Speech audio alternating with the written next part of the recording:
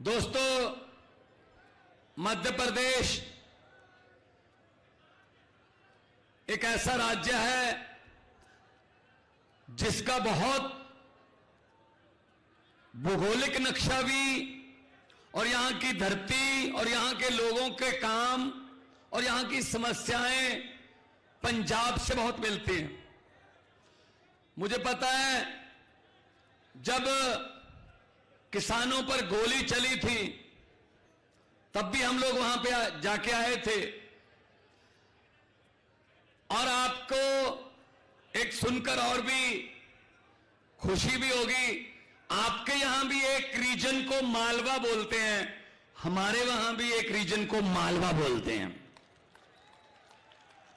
आपका मालवा भी बहुत उपजाऊ है, बहुत जरखेज फर्टाइल लैंड है, बहुत जो बीजो वो उग जाता है। मध्य प्रदेश के मालवा में भी यही बात हमारे मालवा में भी है। मैं भी मालवा से हूं। संगरूर, पटियाला, फतेहगढ़ साहब, लुधियाना, बठिंडा, फरीदकोट, मोगा, फिरोजपुर, ये सब मालवा है। तो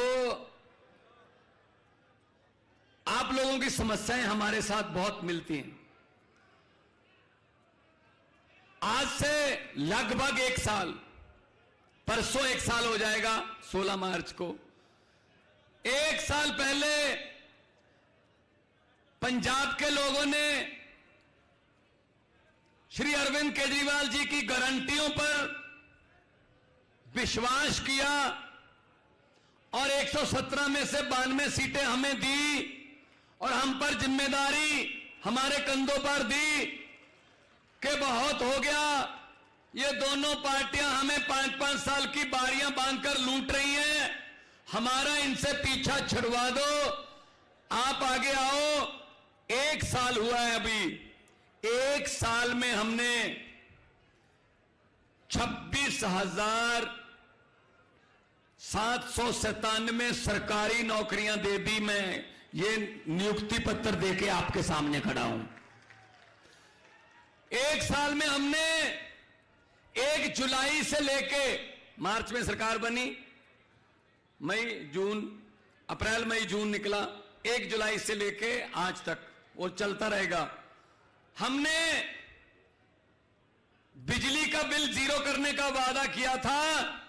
आज पंजाब के 87% 87% घरों को बिजली का बिल 0 आता है जी। एक साल में हमने शुगरफेड की तरफ से कई सालों से किसानों के गन्ने की पेमेंट नहीं हुई थी, 394 करोड़ हमने वापस कर दिया गन्ने के किसान को। एक साल में हमने मूंगी की दाल तीसरी फसल के तौर पर भिजवाई और 7275 रुपया एमएसपी उस पर दी। अगर किसी की मूंगी की दाल 6500 रुपए पर क्विंटल बिकी, हमने उसका डिफरेंस पे किया 775 के, आपको एमएसपी के बराबर की पेमेंट मिलेगी। हमने 500 मोहल्ला क्लिनिक खोल दिए, 150 के लगभग मोहल्ला क्लिनिक और तैयार हैं। उन 500 मोहल्ला क्लिनिक में अब तक 12 से 15 लाख के बीच लोग आकर वहां से दवाई लेकर ठीक हो चुके हैं। उनको सरकारी अस्पताल में धक्के खाने की जरूरत नहीं रही। सिर्फ एक साल की प्राप्तियां गिनवा रहा हूं। एक साल में हमने स्कूलों का कायापलट करना शुरू कर दिया। अब स्कूल ऑफ एमिनेंस बनेंगे, प्रिंसिपलों को सिंगापुर जाके ट्रेनिंग दे रहे हैं। एक साल में हमने करप्शन के अगेंस्ट एक मुहिम चलाई। लोगों को एक फोन नंबर दिया कि आप अगर सरकारी दफ्तर में जाओगे, कोई बाबू पैसे मांगता है, मना मत करना, जेब में हाथ डालकर पैसे मत निकालना, फोन निकाल लेना, उसकी फोटो खींचकर हमको भेज देना, बाकी काम सरकार का है। सैकड़ों की गिनती में जो रिश्वतखोर थे वो जेलों में हैं। ये 1 साल की प्राप्ति है हमारी। तो नीयत साफ हो तो सब कुछ हो सकता है। नीयत साफ हो, दुकानदारों के लिए, छोटे व्यापारियों के लिए, मजदूरों के लिए हमने मिनिमम वेजेस मजदूरों का बढ़ाया, जो दिन रात काम करते हैं, जो उसी दिन कमाते हैं उसी दिन खाते हैं। तो हम सच्ची नीयत से काम करने वाले लोग हैं। हम किसी पार्टी से निकाले हुए या किसी पार्टी को छोड़कर आए नहीं।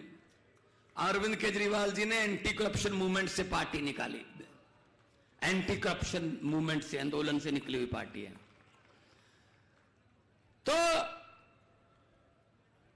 मैं फिर कहता हूं, नीयत का फर्क है बस। भगवान ने हमारे देश को बहुत कुछ दिया है। पहाड़ है हमारे पास, मारूथल रेगिस्तान है हमारे पास, कोयला है हमारे यहां धरती के नीचे, तेल हमें मिलता है धरती के नीचे से, हर किस्म का मौसम है, हर किस्म के फूल हैं, हर किस्म के दरख्त हैं, और लोग बहुत देशभक्त और मेहनती हैं। बस एक चीज की कमी रह गई, सच्ची नीयत वाले नेताओं की कमी रह गई। बस वो अगर पूरी हो जाए तो ये देश दुनिया का नंबर 1 देश बनेगा, पक्का बनेगा। दोस्तों, इन्होंने क्या कर रखा है अभी? इन्होंने ये तहैया कर रखा है कि जो भी अच्छा काम करेगा देश में उसको पकड़ के जेल में डालेंगे। तो बड़े साहब को पता चला कि दिल्ली के स्कूल तो बहुत ही अच्छे बन रहे हैं। ये जब ट्रंप की पत्नी आई थी उसने कहा था मैंने तो दिल्ली के स्कूल देखने हैं। उन्होंने कहा जी कोई एमसीडी वाला दिखा देते हैं, कहते नहीं केजरीवाल वाले देखने हैं। तो केजरीवाल से चाबी लेनी पड़ी स्कूल की, स्कूल खुलवाना पड़ा। तो फिर उन्होंने पता करना शुरू किया कैसे बना दिए, किसने बना दिए। ये तो गरीबों के बच्चों को पढ़ा रहे हैं, गरीबों के बच्चे वकील बन रहे हैं, आईआईटी में जा रहे हैं, डॉक्टर बन रहे हैं। ये तो गरीबी खत्म कर देंगे अपने घर की। गरीबी खत्म होगी तो हमारे घर के सामने, हमारे महलों के सामने अर्जियां लेकर हाथ जोड़कर कौन आएगा लाइन बनाकर। और ये तो समझदार हो जाएंगे बच्चे अगर पढ़ गए। समझदार हो गए तो वोट भी सोच समझ कर पाने लगेंगे। और अगर वोट सोच समझ कर पाने लगे, अगर देश के लोग सोच समझ कर वोट देने लगे तो कांग्रेस और बीजेपी को कोई भी वोट नहीं देगा। ये नफरत के नाम पे, ये नफरत की राजनीति करके वोट लेते हैं भाई साहब। पहले इन्होंने सेटिंग कर रखी थी। अभी देख लो आपके यहां, आपने वोट दिए कांग्रेस को कि चलो ये शिवराज चौहान के जो राज्य उससे पीछा छूटे 15 साल हो गए, तो आपने वोट दिया कांग्रेस को। लेकिन थोड़ी देर बाद सरकार किसकी बन गई? बीजेपी की। इसका मतलब ये हो गया कांग्रेस को वोट दो चाहे बीजेपी को वोट दो, जिसको ये चाहेंगे सरकार तो उन्हीं की बनेगी, हमारा उसमें कोई लेना देना नहीं होता भाई साहब। जो कांग्रेस वाले इस्तीफा देकर दोबारा बीजेपी की तरफ से लड़े, क्या उनमें से एक ने भी एक भी वोटर को पूछा कि भाई साहब मैं जिताया तो आपने था लेकिन मैं इधर जाना चाहता हूं, चला जाऊं? पूछा भाई साहब किसी ने? इसका मतलब वोट लिया, हमारा काम खत्म, उनका काम शुरू। वो आपको बेचने लगते हैं। तो कांग्रेस की हालत यह हो गई कि लोग यकीन करना बंद कर चुके हैं कि कांग्रेस को वोट तो दे देंगे यार, लेकिन इनको सरकार चलानी नहीं आती, इनसे सरकार छीन लेते हैं। मध्य प्रदेश वाली छीन ली, कर्नाटका वाली छीन ली, गोवा वाली छीन ली।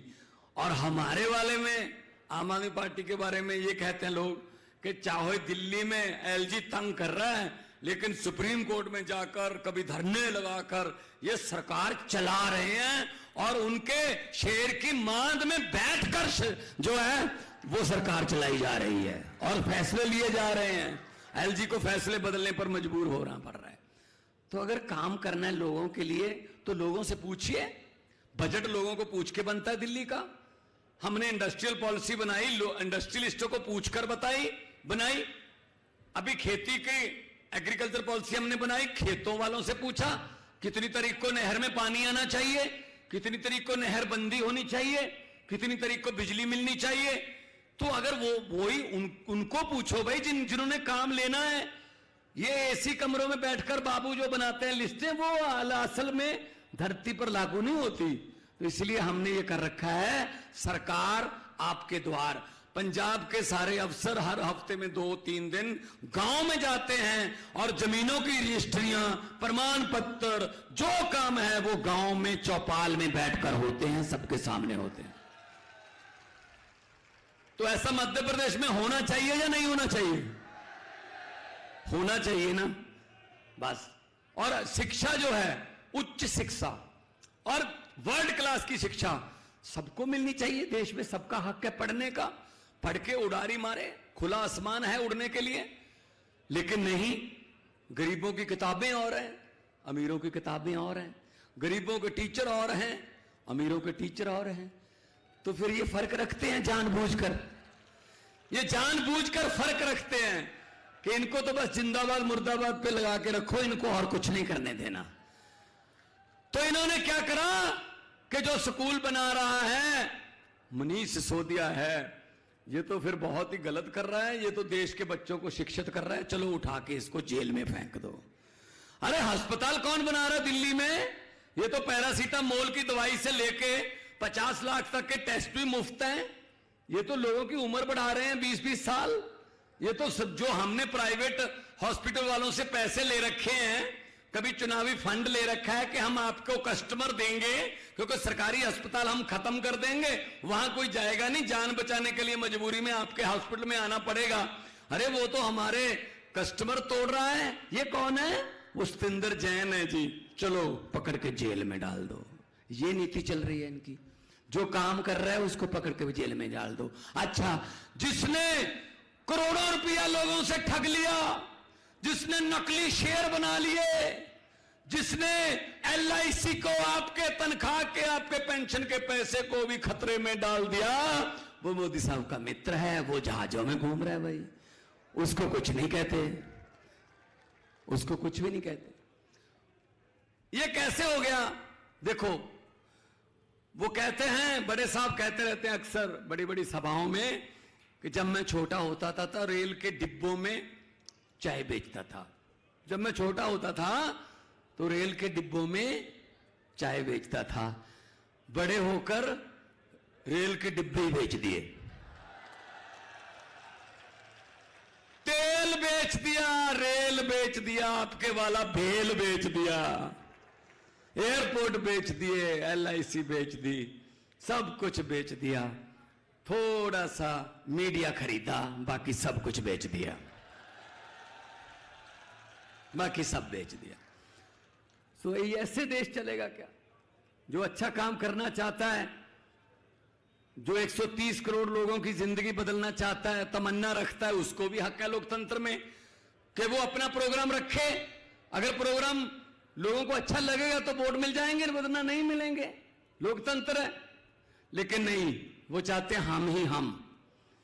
वो एक परिवार नियोजन का नारा है ना, हम दो हमारे दो। ये उसी नारे से चल रही है हमारी सरकार।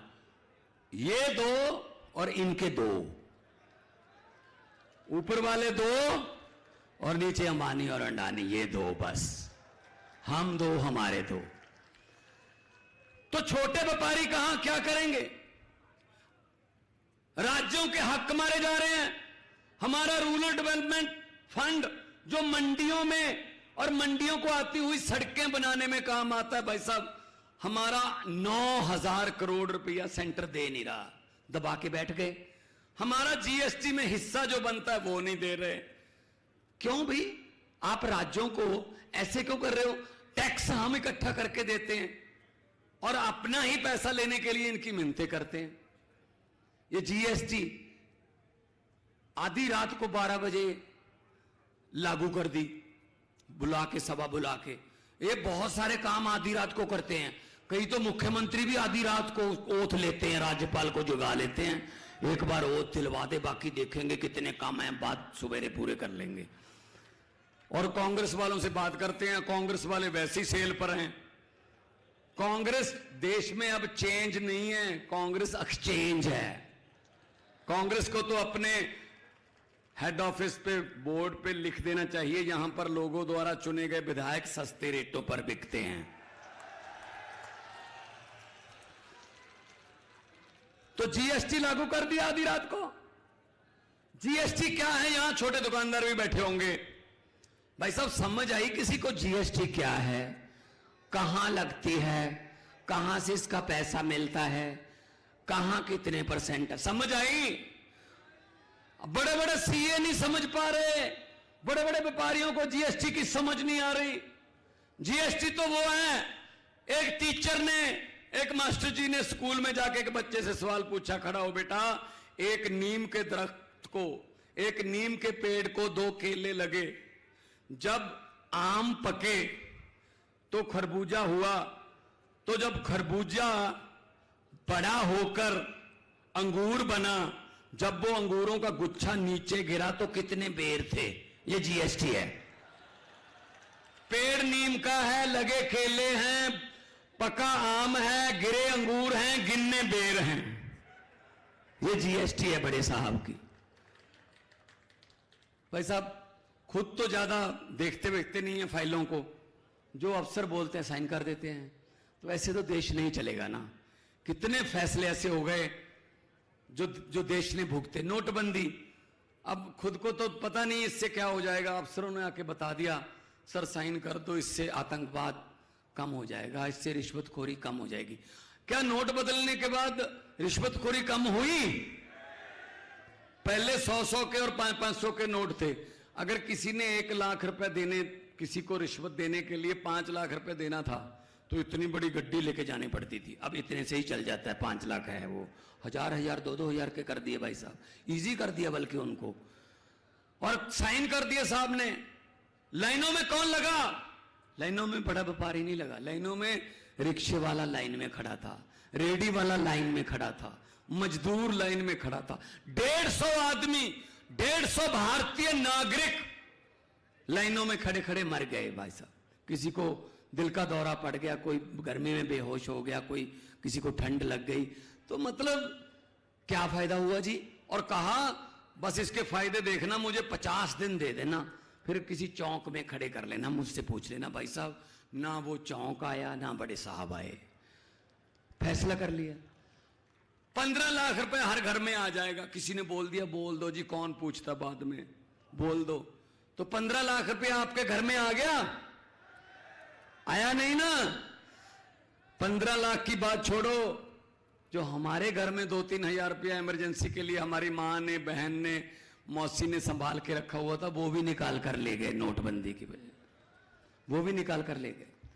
तो ऐसे तो देश नहीं चलेगा ना कि अफसर चलाएं और साहब आंखें बंद करके साइन कर दें। कुछ तो देश के लोगों के बारे में सोचें। पॉलिसीज बनाने से पहले उनका होमवर्क होना चाहिए। तो मैं यही कहने आया हूं, हमारे जो कन्वीनर है ना अरविंद केजरीवाल जी, इनका एक बहुत बड़ा फायदा है हमारी पार्टी को। दिल्ली को फायदा यह है कि बिजली फ्री है, पानी फ्री है, महिलाओं को बसों में सफर फ्री है, इलाज फ्री है। 300 करोड़ वाला जो ओवरब्रिज होता है वो 150 करोड़ में बन जाता है। फिर भी दिल्ली पर 1 रुपया भी कर्जा नहीं बढ़ने दिया, 1 रुपया कर्जा नहीं लिया। इसका एक कारण है। इसका कारण यह है कि ये IRS ऑफिसर हैं, इनकम टैक्स के कमिश्नर रहे हैं। इनको पता है पैसा कहां से लाना है और कहां देना है। जनता से ही लाना है और जनता को ही देना है। जनता से पैसा लिया टैक्स का, और टैक्स के पैसे को बिजली के रूप में, इंफ्रास्ट्रक्चर के रूप में जनता को ही दे दिया। और ये कहते हैं फ्री की रेवड़ी है। फ्री की रेवड़ी थोड़ी है। अपने नागरिकों को फैसिलिटी देनी, सहूलत देनी, ये रेवड़ी नहीं होती। ये रेवड़ी उनको लगती है जिन्होंने सिर्फ 3-4 दोस्त पाल रखे हैं, बस ये उनको रेवड़ी लगती होगी। तो हुकूमत वो करते हैं जिनका दिलों पर राज होता है। हुकूमत वो करते हैं जिनका दिलों पर राज होता है। यूं कहने को तो मुर्गे के सर पे भी ताज होता है।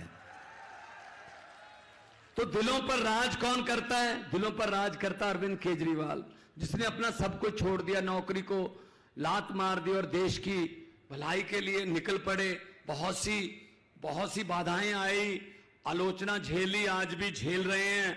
और त्रिपुरा के रिजल्ट आते हैं, नागालैंड के रिजल्ट आते हैं, खुशी मनानी होती है। दिल्ली में गालियां हमको दे देते हैं आम आदमी पार्टी को कि ये आम आदमी पार्टी ऐसे करती है। तो हम त्रिपुरा नागालैंड लड़े भी नहीं भाई साहब, फिर भी हमको बड़े साहब हमारे बारे में बोलते रहते हैं कि इनको अंदर कर देंगे, अब इसकी बारी है, इसकी बारी है। मैं उनको कहना चाहता हूं कि शाख से टूट जाएं, शाख से टूट जाएं, हम वो पत्ते नहीं, आंधियों को कह दो अपनी औकात में रहें।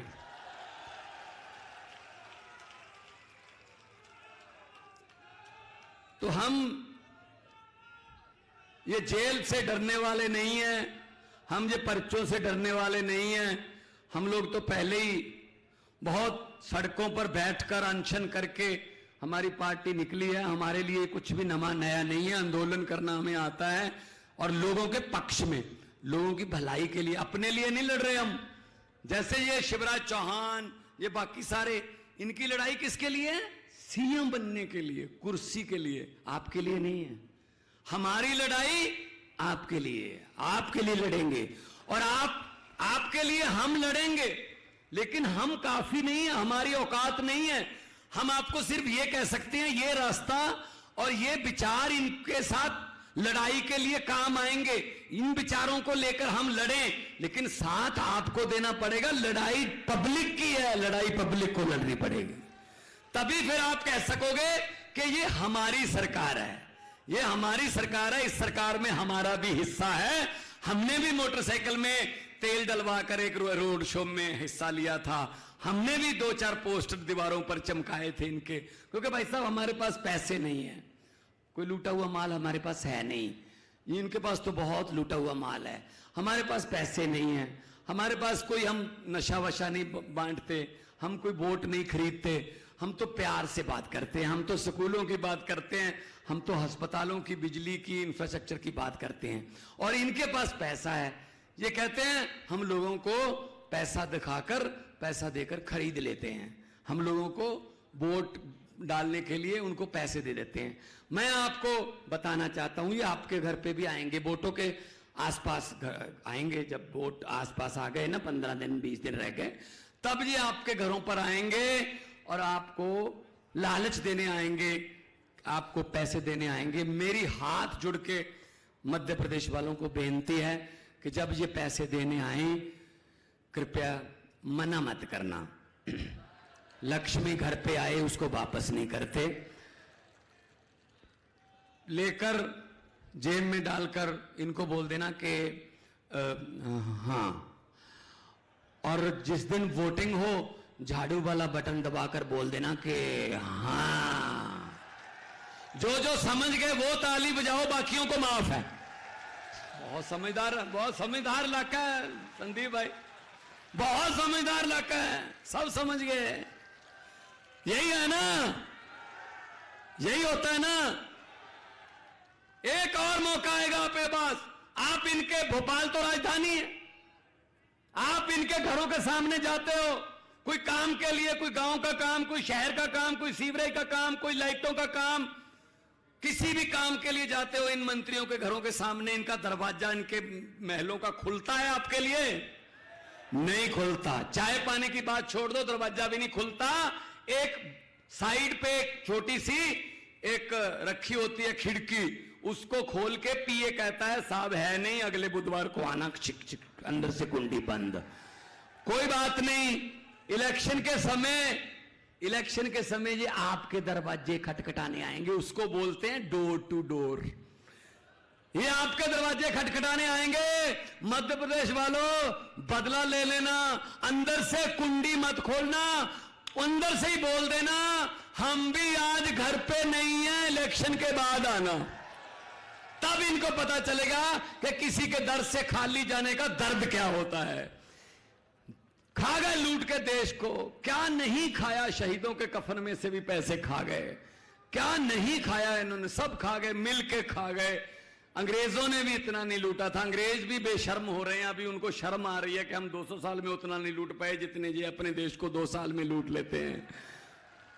ये हालत कर रखी है। किसी नदिया के घाट पर अगर ये नेता लोग बस जाएं, किसी नदिया के घाट पर अगर ये नेता लोग बस जाएं, तो जनता के 2 प्यासे होंठ भी, जनता के 2 प्यासे होंठ भी 2 बूंद पानी के लिए तरस जाएं। गनीमत है, शुक्र है, मौसम पर हुकूमत चल नहीं सकती, वरना सारे के सारे बादल भी इनके खेतों में ही बरस जाएं।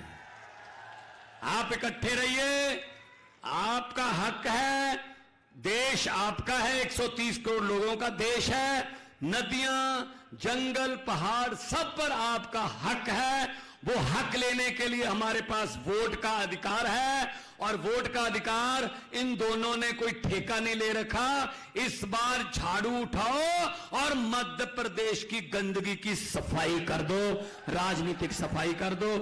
और 2 नारे दोनों हाथ ऊपर उठाकर लगाने हैं, क्योंकि इस सभा में कुछ बीजेपी वाले भी आए होंगे, आते हैं, मुझे पता है आते हैं, क्योंकि उनके आका भेजते हैं उनके बॉस उनको कि पता करना केजरीवाल की जो जनसभा हो रही है वहां कितने लोग थे और नारे जो लग रहे थे वो कितनी जोर से लग रहे थे।